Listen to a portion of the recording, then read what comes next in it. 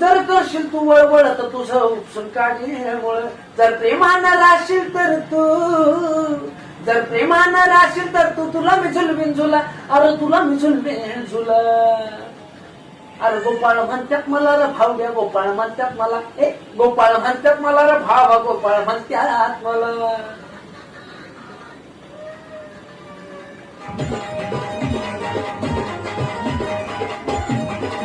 माझ्या विभागाचं बरं नाही पटत माझ्यामुळे तर करशील तू बरोबर तुझं काढीमुळे